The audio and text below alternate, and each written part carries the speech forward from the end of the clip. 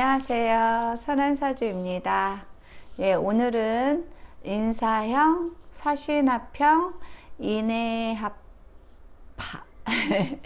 대해서 설명을 드리려고 하는데요. 네, 용어가 사주에서는 거의 뭐 반이죠. 그리고 사주를 공부하다가 포기하시는 원인도 이 용어가 너무 어렵기 때문에 포기하시는 이유 중에 반은 차지한다고 봐요. 사실 그렇게 어려운 개념은 아닌데 이거를 좀 쉽게 풀어서 설명해 주시는 그런 분들이 많지 않으시더라고요. 원리를 생각하면 굉장히 좀 쉬운데 제 또 이 강의의 장점이 무엇이겠습니까? 어려운 것도 아주 쉽게 설명하는 거지요.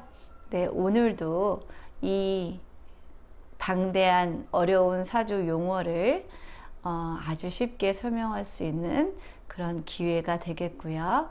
네, 저만 잘 따라오신다면 사주 용어에 굴복하지 않고 정복할 수 있는 그날이 오실 수 있으리라 확신을 드리겠습니다.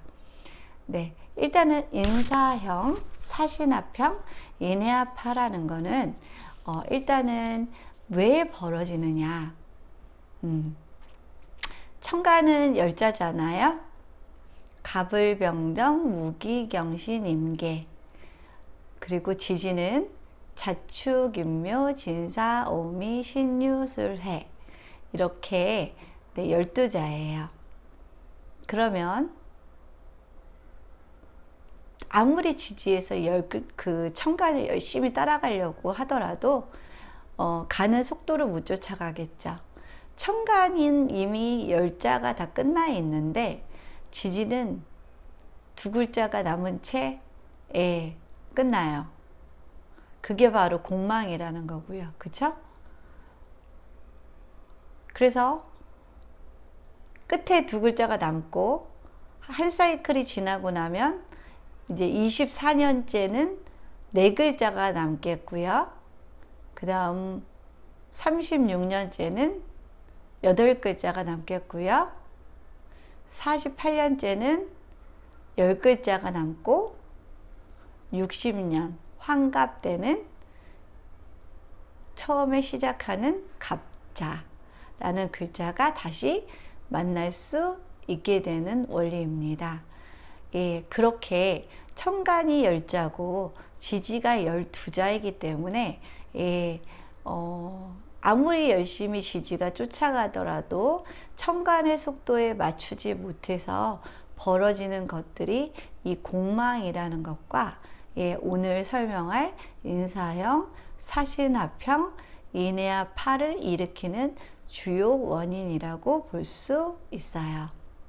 네. 그래서 가령 제가 개축년생인데 제가 태어난 개축년이 올라면 환갑 만 60세 그러니까 61세죠 우리나라로. 만 60세가 되면은 개축이라는 글자가 다시 오게 되는 원리와 같습니다. 네.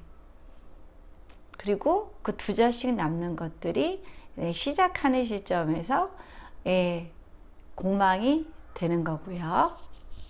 그러면 오늘 이제 인사형, 사신합형, 인해합형을 아주 알아듣기 쉽게 여러분들에게 완벽하게 이해시키도록 한번 설명을 해보도록 노력하겠습니다.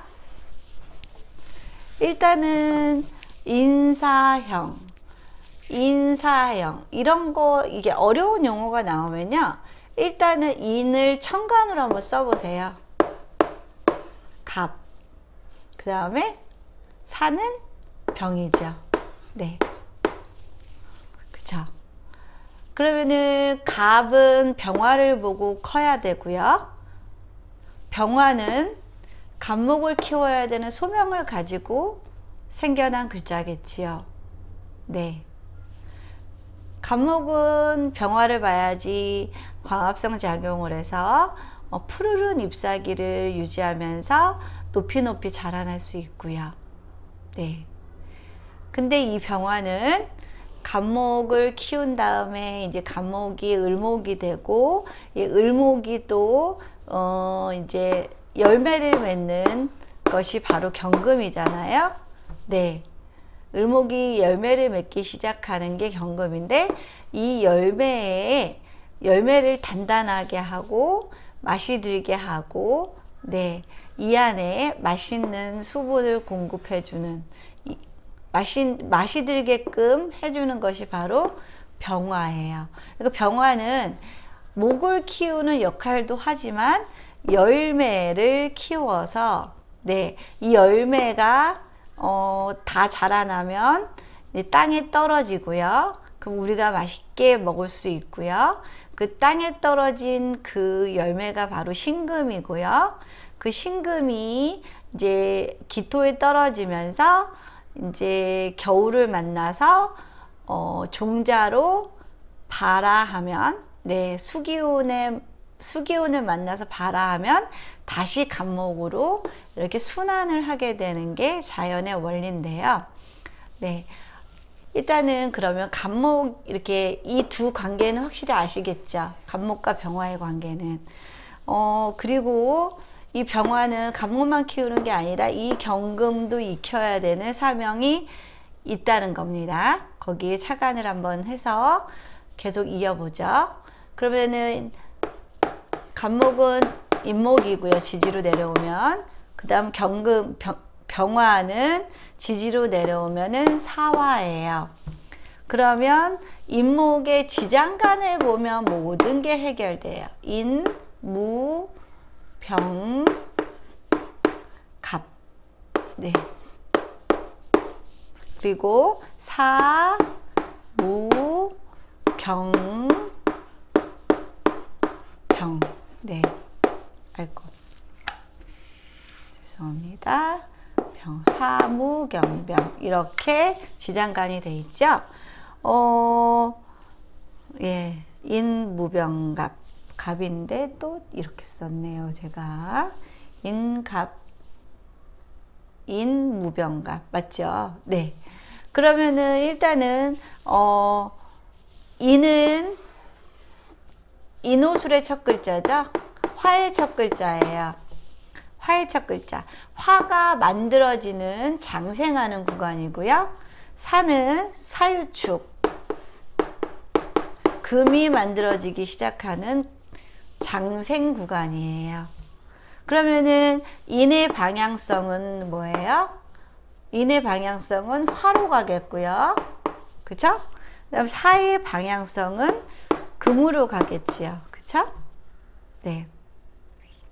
그리고 여기서 방향성도 서로 다르고, 그 다음에 이 갑과 경이 이렇게 충이 되지요. 지장간을 살펴보면. 네. 그러니까 서로 되게 도움을 주는, 겉으로 보기에는 되게 도움을 주는 그런 관계인데, 자세하게 지장간을 들여다보면 이렇게 갑과 충이, 이렇게 갑과 경이 충을 하고 있고요. 서로 가려는 방향이 반대이지요. 그쵸? 그리고 예를 들면 이거를 쉽게 예를 들면은 이해하기가 아주 편할 것 같습니다. 가령 병인일주라고 해봐요. 우리 병인일주인데 옆에 인사형이 있다고 쳐요. 이게 없을 수도 있어요. 대운이나 세운에서 올 수도 있고요. 그럴 때는 인사형이 일어나겠지요. 그럼 인사형은 구체적으로 어떻게 일어나는지 한번 볼게요. 그러면 인 중에 아까 갑목과 사 중에 이 경금, 네, 이 충을 하지요. 네. 그러면 병인일주 입장에서는 갑목은 편인이고요. 사 중에 경금은 뭐예요? 편재죠. 그러면 결국 병인일주의 인사형은 편재가 편인을 충하는 모습으로 나타나겠지요. 네. 그래서 편인이 만약에 이 사주에서 편인이 용신이라면, 갑목이 용신이라면 좋지 않은 현상으로 나타날 수 있지만, 예, 이게 기신일 때는 예, 편재가 편인을 극하는 건 아주 좋은 현상으로 나타날 수 있겠지요. 그리고 일단은 편인이라는 거는 예, 뭐 좋은 습성은 아니죠. 네, 편인은 일반적으로 편재에 의해서 자극을 받아야지 예, 좋아지는 그런 측면이 있기 때문에 예, 병인일주에 있어서 인사형은 그닥 나쁘게 해석이 되지 않을 것 같습니다. 네, 그 다음에 이제 인사형은 이해가 가셨죠? 사신합형을 볼게요. 이것도 마찬가지로 사화는 병화고요. 신금은 지지의 경금이지요. 네, 네, 경금이에요. 병화가 경금을 익히지요. 네, 그래서 맛이 들게 하고, 네, 완전히 맛이 들면 우리가 맛있게 먹을 수 있는 그런 과일의 열매 같은 것들이 될 수 있겠지요. 네, 이렇게 보면은 경금도 병화가 꼭 필요하고 병화도 경금이 꼭 필요해요. 할 일이 생기는 거니까요. 안 그러면 병화가 할 일이 없어지는 거겠죠? 서로 좋은 영향을 주고받을 수 있는 성분이고요. 병화는 지지에서 보면 사화고요. 그 다음에 경금은 지지에서 보면은 신금이에요. 네. 그러면은 사 속에는 사, 무, 병, 병 이렇게 네 가고 있고요. 그 다음에 신은 신, 무, 병, 무병, 신무인경이군요. 아, 자꾸 왜 이럴까요? 신무임경 이렇게 지지가 만들어지지요. 사시납이면 일반적으로 그냥 보이는 거는 사시납 수. 그래서 수가 만들어지고요. 없던 수가 만들어지고 그 사주에서 수가 용신일 때는 네, 아주 좋은 역할을 하고요. 수가 기신이 된다면 예, 사신합수가 좋게 작용하지 않는다라고 보시면 돼요. 그리고 사화는 금으로 가려고 하고 신금은 수로 가려고 하죠. 서로 방향성도 다르지요. 그쵸? 네. 그러면은 지장간에서 보면은 임수하고 병화하고 네, 이렇게 충이 일어나지요. 그쵸? 충이 일어나지요. 그러면은 일단은 병화가 더 데미지가 커 보이죠? 네. 그래서 병화는 죽고 예, 수만 남기 때문에 사신합수라고 할 수도 있을 것 같네요. 네. 겉으로 나타나는 거는 예, 사신합수. 속으로 들어가 보니까 네, 이렇게 충도 벌어져요. 그러니까 겉으로 보면은 되게 화합해서 수가 돼서 좋을 것만 같은데 자세히 들여다 보니까 아이고 충이 막 일어나고 안에서는 난리가 났습니다. 그쵸? 그러면 또 예를 들어서 설명하면 굉장히 쉽겠지요. 네. 을사일주라고 볼까요? 을사일주고 옆에 신금을 가지고 있다고 봐요. 뭐 없고 대운에서 세운에서 올 수도 있답니다. 그러면은 일단은 사중에 병화와 신중에 임수가 속에서 지장간에서는 충을 하겠지요. 네, 그러면 이 병화가 충을 당하겠지요. 그쵸? 그러면은 을목 입장에서 사화는 상관이지요. 그리고 을목 입장에서 임수는 정인이겠지요. 그쵸? 그러면 을사일주가 옆에 신금을 가지고 있으면 상관패인이 돼서 아주 좋은 역할을 하겠지요. 그쵸? 근데 만약에 이 을사일주가 지지가 만약에 다 막 이 사 빼고 다 막 추운 글자들, 겨울의 글자들, 가을의 글자들만 있다면 이 사화를 잡는 이 임수가 귀신이 될 수도 있겠지요. 아무리 상관패인이 된다고 하더라도. 그러면 을목이 추위 속에 덜덜덜덜 떨어야 되는 상황이 벌어질 수도 있답니다. 그러니까 양옆에 어떤 글자들이 있는지 잘 살피셔야 돼요. 네. 그냥 딱 봐서 상관펜이다 해서 아 좋겠네 하면 안 되고, 여기가 뭐 자가 있고 막 여기가 뭐 축이 있고 그렇다면 사실은 이 사화는 굉장히 소중한 사화잖아요. 조상. 그럴 때는 네, 아무리 상관패인이 된다고 하더라도 이 임수, 정인이 좋은 역할을 안 하겠죠. 그렇게 육친상으로 보면은 뭐 공부나 엄마 아니면 인격적인 부분에 있어서 네, 뭔가 도움을 받지 못하는 상황들이 벌어질 수 있을 거예요.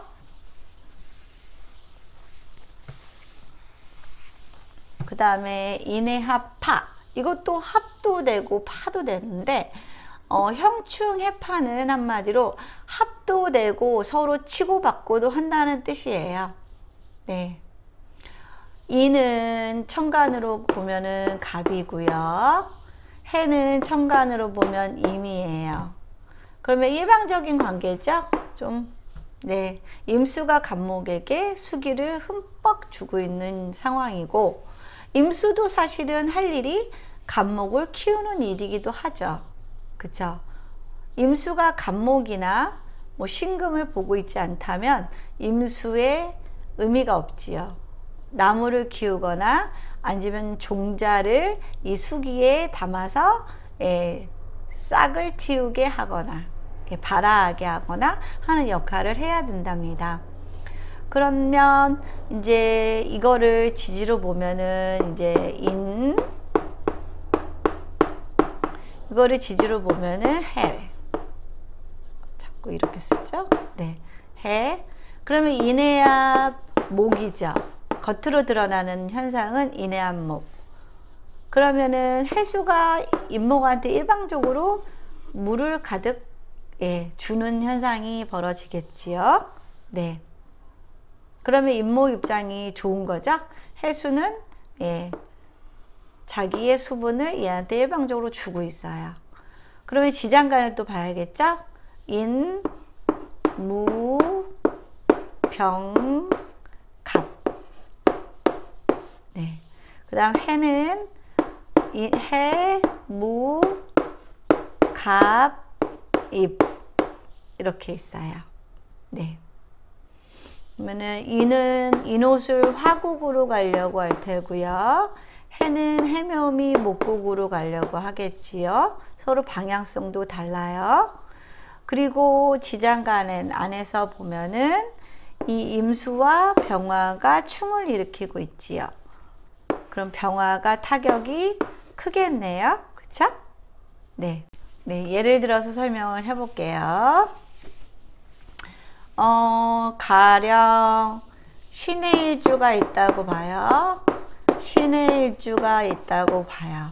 옆에 신금이 있다고 봐요. 이건 운에서 올 수도 있고요. 네. 그러면은 해 중에 뭐가 갑목이 신 중에 해 중에 갑목이 인해합이구나. 네. 죄송합니다. 얘가 인이군요. 네. 그러면은 네. 해 중에 임수가 인 중에 병화에 의해서 그쵸? 이렇게 병화를 충해서 병화의 힘을 약하게 하겠지요. 그죠? 그러면은 신금 입장에서 네, 해수는 뭘까요? 임수는 상관이죠.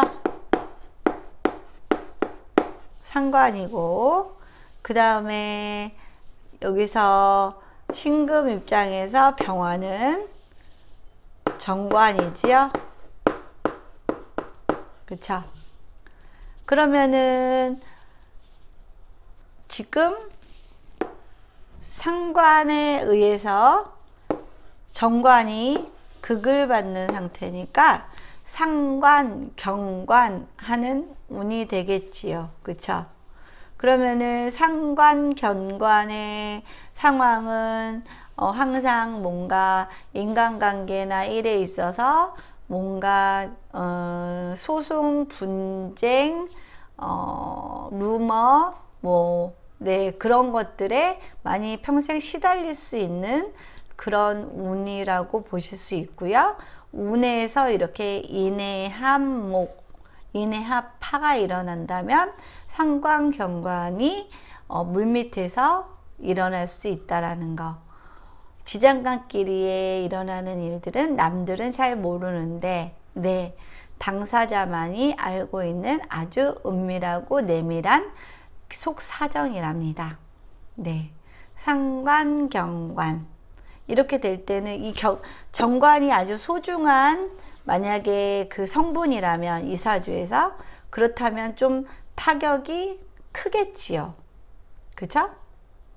근데 주변에 관이 너무 많을 때 같은 경우에는 네, 이 상관도 옆에 뭐 편관 같은 게 하나 더 있을 때는 상관 합살 정도로도 할 수 있어서 꼭 나쁘게 쓰이는 건 아니고요. 사주마다 네, 사주마다 어떤 게 용신이고 어떤 게 기신이냐에 따라서 상관, 경관의 모습도 다르게 나타날 수 있습니다. 이해가 가시죠? 네. 이렇게 예, 또 하나의 산을 넘었습니다. 네. 어려운 어떤 사주 용어에 주눅들지 마시고요. 네. 저만 잘 따라오시면 네. 아주 쉽게